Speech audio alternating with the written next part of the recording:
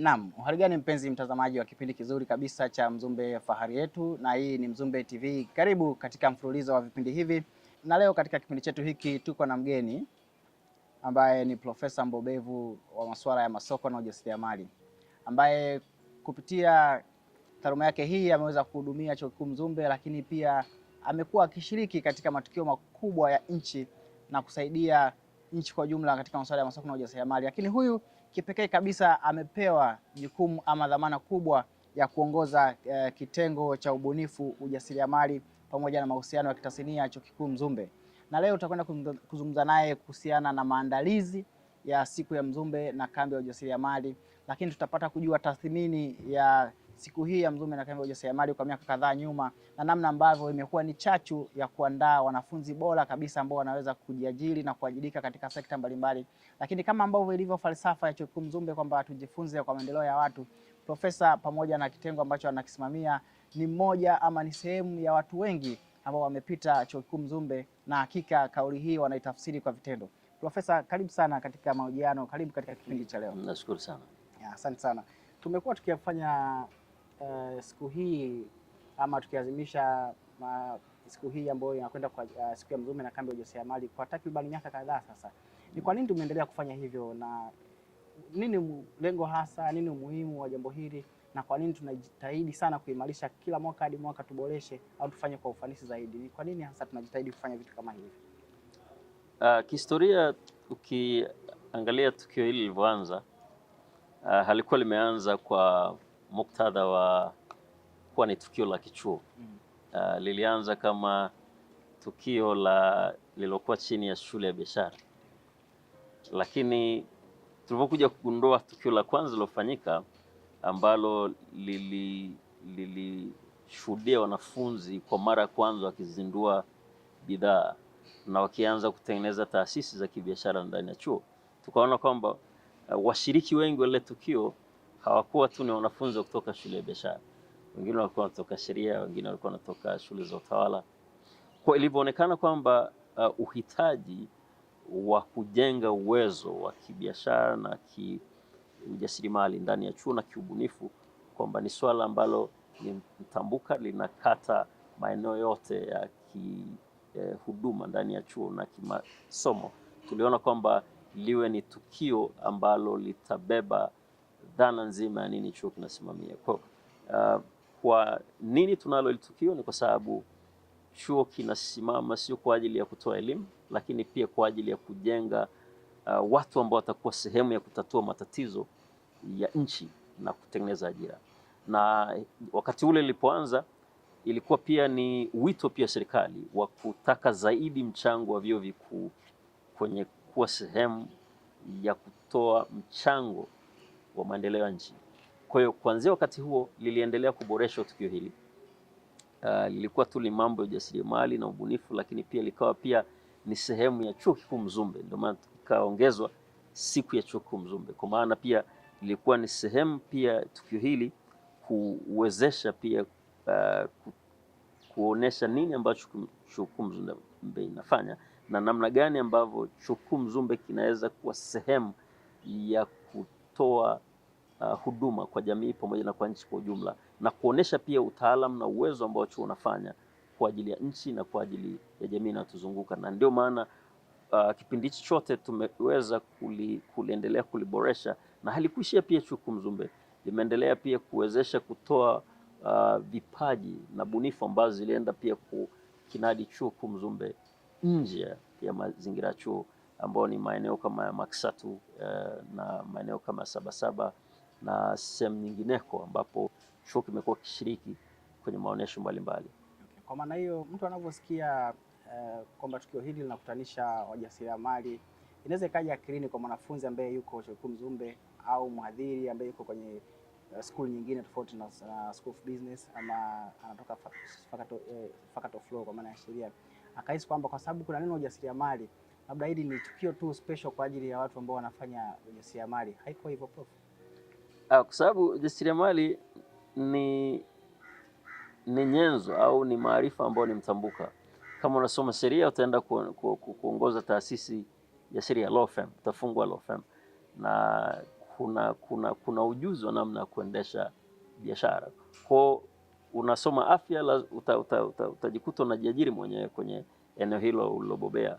Unatoa huduma za kimaongozi, utaenda kutoa huduma nyingine za kiushauri. Kwa utakuwa na kampuni itakayojiendesha kutoka kwenye ujuzi kwenda kuwa mfanyabiashara ambaye anatumia ujuzi wa kibiashara, lakini anaongezea na yale maarifa alionayo. Kwa hakuna namna ambapo mtu yoyote ambaye anajifunza maarifa ya aina yoyote ambapo atakwepa ujuzi wa ujasiriamali. Kama ambavyo unasikia, swala zima la ujasiriamali ni maarifa mtambuka ambayo inahusianisha taaluma yote ambayo wewe utajifunza ama utahitaji kupata utaalamu wa taaluma hiyo, utahitaji kuwa mjasiriamali katika taaluma ambayo unaifanya. Nadhani tumekuwa tukiona watu wengi sana wakifanya field nyingine ama wakisoma maeneo mengine kabisa ya ubobevu, lakini bado katika shughuli zao ambazo wanazifanya wanahitaji uelewa wa mambo ya ujasiriamali kwa ajili ya kuhakikisha kwamba wanafanya vizuri katika taaluma zao. Prof, umekuwa ukisimamia kitengo hiki kwa muda kidogo sasa, lakini hata kabla haujawa kiongozi katika kitengo hiki umekuwa ukiratibu matukio kama haya. Lakini kwa uzoefu wako kazini na muda ambao umekuwepo Chuo Kikuu Mzumbe, nadhani kuna vingi ambavyo tunaweza tukavifahamu kupitia wewe kuhusiana na tukio hili. Nini tathmini yako kwa kambi ambazo zimefanyika kwa kipindi cha nyuma, lakini mwaka jana hivi karibuni tu watu wengi wanaenda hawajasahau kabisa, na nini tukitarajie kwa mwaka huu kwenye kambi hii ya ujasiriamali na siku ya Mzumbe? Labda niseme tu kwamba tukio hili la kambi ya ujasiriamali na Chuo Kikuu Mzumbe lilianza tu kama tukio la ndani, na tukaona kwamba labda ni jambo ambalo linaweza kujenga nyenzo ya kiutendaji ndani ya walimu lakini na wanafunzi. Lakini baada ya kadri siku zilizoendelea tukaona kwamba huwezi kufanya ubunifu na ujasiriamali ukiwa umejifungia. Kwa likapiga hatua kubwa zaidi, likaweza kuwashirikisha pia wahitimu, likaweza kushirikisha pia taasisi nje ya chuo, na likaweza pia kusaidia hata biashara ambazo zinazunguka jamii, na kuweza kutumia wanafunzi wetu ambao wanasoma maeneo mbalimbali kwa sehemu pia kuweza kusaidia bunifu ambazo ziko nje ya chuo.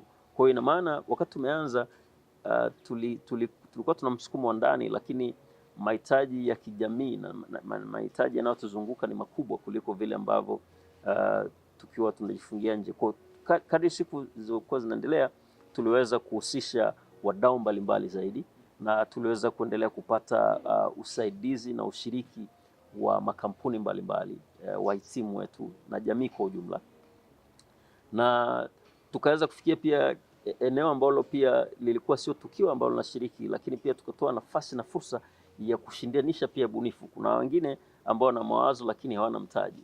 Kwa tukio hili pia likaenda kwenye level ya mbali zaidi, na chuo kikaweza pia kuweka fedha za kuweza kuwezesha kama tunasema seed fund, kama fedha ya mbegu ya mawazo. Na hii ni hatua kubwa ambayo chuo kilipiga kwa kuona kwamba inawezekana wanafunzi wengi wana mawazo lakini yamkini hawana kiwango fulani cha rasilimali ambazo zitawezesha kupeleka mbali mawazo yao.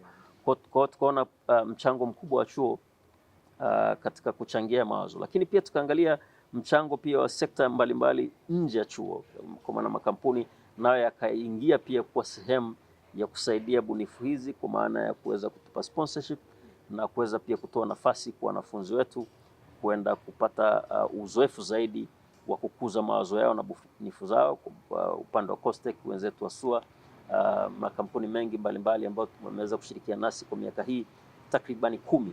Na katika kipindi hichi pia wakati tumeanza tukio hili ilikuwa ni wakati tu ambapo ulikuwa ni mkakati tu wa makusudi wa chuo, lakini baadaye kuna mabadiliko makubwa ya nchi yaliyopendekeza miundo ya chuo iruhusu na iliazimu chuo kiwe na kitengo ambacho kinahusiana na ubunifu na mambo ya ujasiriamali na mahusiano ya kitasnia. Kwa ikawa sio tukio ambalo linafanyika tu kwa maana ya maamuzi ya kichuo, lakini pia ikawa ni maamuzi ya nchi. Kwa maana nyingine tunaweza tukasema kwamba tukio hili linajibu kabisa maelekezo ya sera ya nchi kupitia Wizara ya Viwanda na Biashara, namna gani ambavyo tunaweza tukaandaa wanafunzi wanaweza kuajirika lakini kujiajiri wenyewe.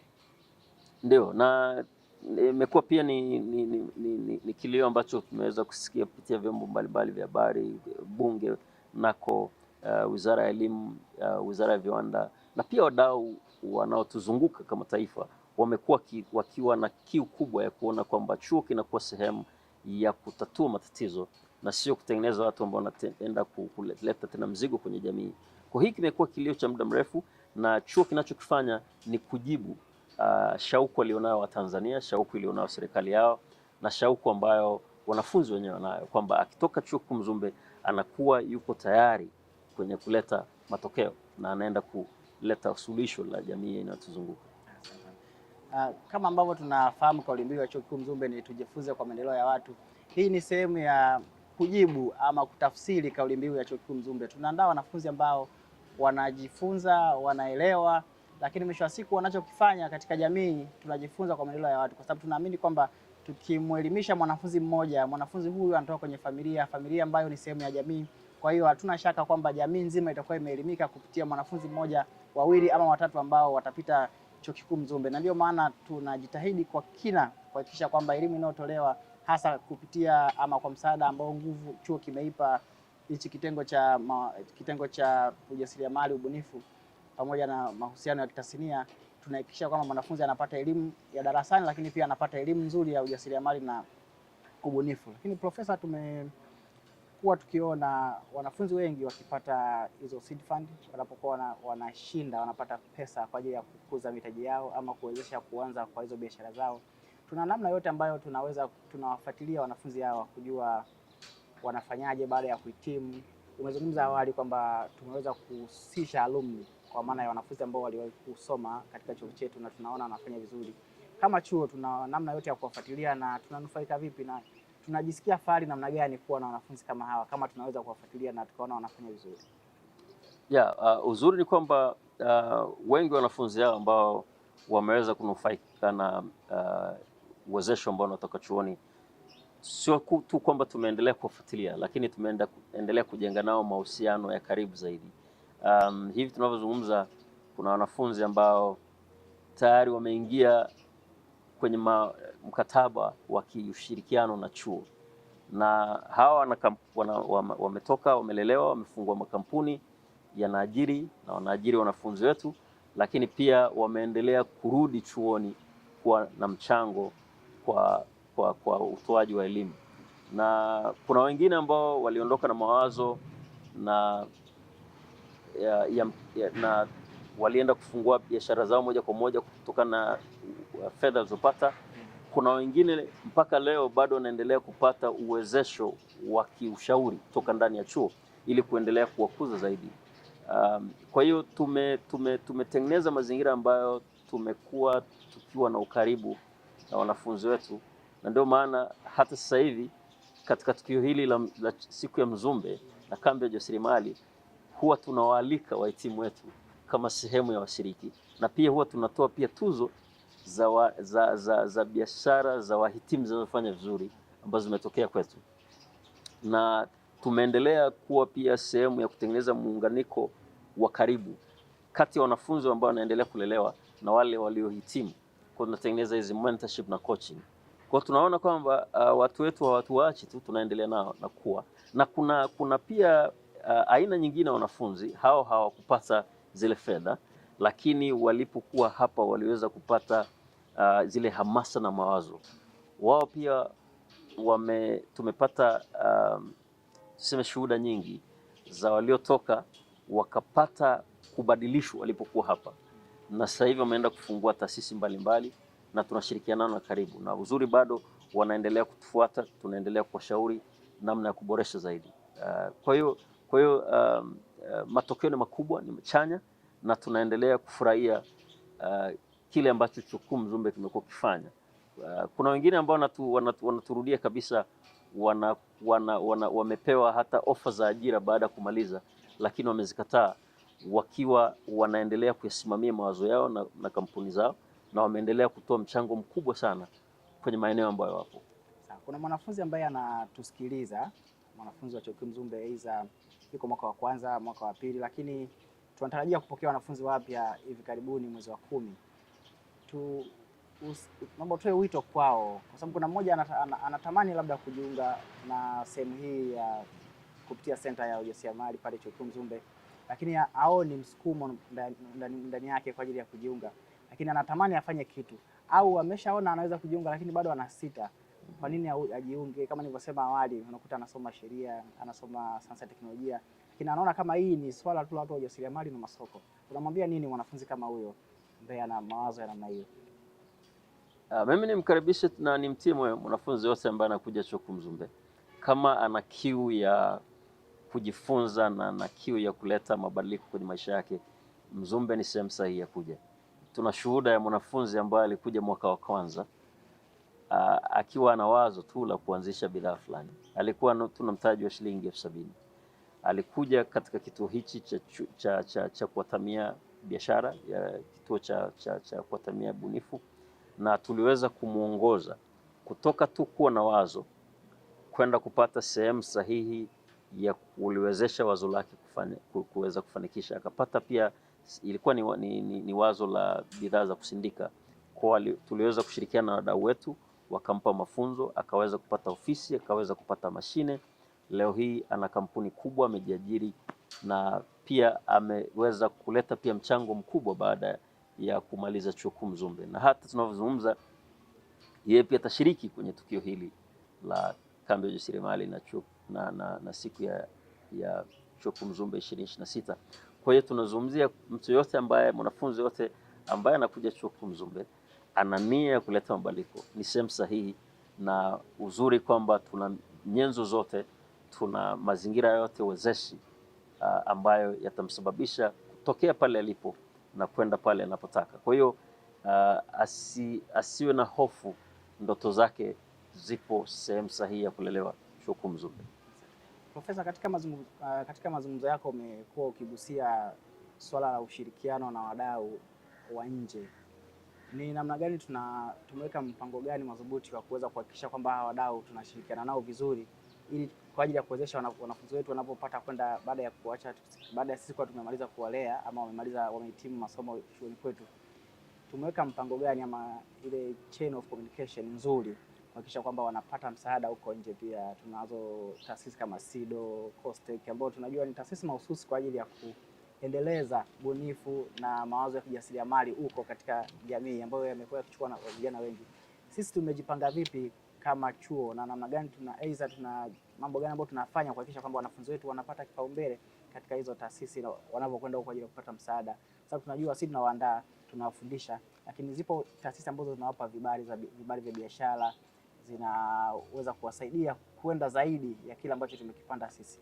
Tunawezaje kufuatilia au tunaunganisha vipi na taasisi hizo sisi kama chuo? Kama Chuo Kikuu Mzumbe, kama usema, katika kitengo chetu cha kulea bunifu na mawazo ya kibiashara, tuna wanafunzi walioko chuoni na wale ambao wako nje ya chuo, na tuna zile huduma pia za kulelea mawazo, tunasema ni remote mentorship and coaching.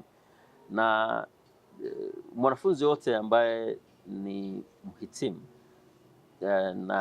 na anahitaji usaidizi wa kwetu kutoka Chuo Kikuu Mzumbe, labda kumuunganisha na taasisi fulani au kumuunganisha na wadau ambao watawahitaji, sisi tumeendelea kufanya hivyo, na ndio maana tunajitofautisha na taasisi nyingi, kwa sababu hatuwachaji fedha zote kufanya hivyo. Tunachokufanya tu, ili mradi ameonyesha kiu ya kutaka kuleta mabadiliko chanya, kwa sababu tunajua kwamba unapomsaidia mwanafunzi mmoja unasaidia jamii kubwa. Kwa hiyo ndio imani tulionayo, na uzuri kwamba tuna mashirikiano na taasisi nyingi ambazo tunafanya kazi pamoja na Chuo Kikuu Mzumbe, na katika mashirikiano haya tulionayo wametupa kutuamini kuwakaribisha wanafunzi wetu waliopo na ambao wako tayari wamehitimu kuweza kupata huduma ambazo wanazitoa. Kwa hiyo wakaribishe, either ni mhitimu au ni mwanafunzi ambaye yuko ndani ya chuo. Sisi tunafanya nao wote kwa pamoja, na tunafungua milango na fursa kupitia mashirikiano tulionayo. Na nikupe tu mifano ambayo iko hai. Kuna wahitimu ambao tayari walikuwa wamehitimu na walikuwa na mawazo yao bunifu, na tukaweza, na walikuwa na tamani kupata usaidizi fulani wa kuunganisha, na tukawaleta na tukawapa pia jukwaa la kuweza kufanya maonesho yao, na pia tuliwapa hata nafasi ya kuweza kuonesha bidhaa zao wakati wa Sabasaba pia, wakati pia walikuwa wameshahitimu. Kwa tuliendelea kuwajenga na kuwa nao karibu na mpaka waweza kufikia mahali ya kusimama wenyewe. Kwa hii ndio uwezo ambao sisi kama Chuo Kikuu Mzumbe tunaona, hii ndio commitment tunasema ni kama mkataba tulionao na wadau wetu ambao ni wanafunzi na wale ambao wamehitimu kwetu. Mpenzi mtazamaji, hii ni Mzumbe TV na kipindi ni Fahari Yetu. Leo tunaangazia namna ambavyo Chuo Kikuu Mzumbe kinachukua nafasi kubwa kuhakikisha kinaimarisha shughuli za ujasiriamali na ubunifu ndani na nje ya chuo chetu. Profesa, tunakwenda katika tukio la mwaka huu ambalo ni tukio kama tulivyotangulia kusema hapo awali, ni siku ya Mzumbe na kambi ya ujasiriamali. Tuambie sasa, ni tunakwenda na kauli mbiu gani kwa mwaka huu, lakini moja kwa moja utumie fursa hii kutoa wito wa kushiriki, na huku ukiambatanisha ni akina nani hasa wanapaswa kushiriki katika tukio hili muhimu kwa chuo chetu, Chuo Kikuu Mzumbe. Kwa kauli mbiu ya mwaka huu tunazungumzia kuwajengea uwezo kizazi kipya cha wajasiriamali kupitia ubunifu, maarifa pamoja na mikakati shirikishi, strategic partnership. Wanaohusika katika tukio hili ni wanafunzi, walimu, wadau wetu ambao wanazunguka Chuo Kikuu Mzumbe na nje ya Chuo Kikuu Mzumbe, sekta binafsi zote pamoja na sekta ya umma, lakini pia tunakaribisha wahitimu wetu wa Chuo Kikuu Mzumbe kuweza kushiriki. Kwa hiyo ni tukio ambalo linavuta watu wote kwa ujumla, ni jumuishi kama kauli mbiu ya chuo inavyosema kwamba tunajifunza kwa ajili ya maendeleo ya watu. Kwa hiyo niwakaribisha wadau wote katika tukio hili muhimu linaloanza kati ya tarehe 6 mpaka tarehe 8 mwezi wa 5, campus kuu ya Chuo Kikuu Mzumbe. Tunatarajia kuwa na huduma mbalimbali, tutakuwa na maonyesho ya bunifu mbalimbali, tutakuwa na mafunzo yanayotolewa kwenye maeneo mengi, tutakuwa na huduma zitakazotolewa, huduma za kiushauri, huduma za msaada wa kisheria, huduma za misaada ya kimifumo, huduma za kiafya, lakini pia tutakuwa na nafasi ya kuweza kutengeneza mahusiano na wadau mbalimbali wanaotoka sekta za umma na sekta binafsi, wanafunzi, walimu, na pia ni nafasi pia kuweza kupata fursa mbalimbali za kibiashara na za kuweza kukuza mawazo. Kwa ni tukio muhimu sana ambalo tunapenda kila mmoja aweze kushiriki. Asante sana. Na nikushukuru wewe ambaye umekuwa ukitufuatilia kipindi chetu tangu mwanzo mpaka sasa tunapokwenda katika kuhitimisha. Tumekuwa na mgeni wetu katika kipindi hiki, Profesa Emmanuel Chao, ambaye amezungumzia kwa kina juu ya siku ya Mzumbe na kambi ya ujasiriamali, lakini amezungumzia shuhuda mbalimbali ambazo zipo na zinaishi kwa namna moja ama nyingine, wanafunzi ambao wamepita katika kituo hiki, wamepita katika chuo hiki, ambavyo wameweza kusaidiwa na leo ni wajasiriamali wakubwa ndani na nje ya chuo. Kwa hiyo wewe ambaye unapanga kujiunga na Chuo Kikuu Mzumbe katika mwaka ujao wa masomo, Chuo Kikuu Mzumbe ni mahali sahihi. Lakini kwa wewe mwanafunzi ambaye tayari upo ndani ya Chuo Kikuu Mzumbe, tafadhali usisite kujiunga katika senta hii ya kulea vipaji kwa maana ya ubunifu na ujasiriamali kwa ajili ya kujifunza zaidi. Nikutie moyo wewe ambaye unasita kujiunga kwa ajili ya kupata huduma hizi au kupata uelewa huu. Karibu katika kituo ama center ya innovation pamoja na mambo ya ujasiriamali kwa ajili ya kujifunza zaidi. Wenzako wako pale wanajifunza na wanafanya vizuri katika masomo yao, lakini pia haiaffect kwa namna moja au nyingine kupata huduma ama elimu ama uelewa wa ziada kwa ajili ya kuimarisha shughuli zako utakapokuwa umemaliza masomo yako Chuo Kikuu Mzumbe. Hadi wakati mwingine, katika kipindi hiki ulikuwa nami Mkama Elias Masatu pamoja na mgeni wetu Profesa Emmanuel Chao. Asante na kuendelea kufuatilia kipindi hiki. Karibu katika vipindi vingine katika mfululizo wa vipindi vya Mzumbe Fahari Yetu. Asante sana.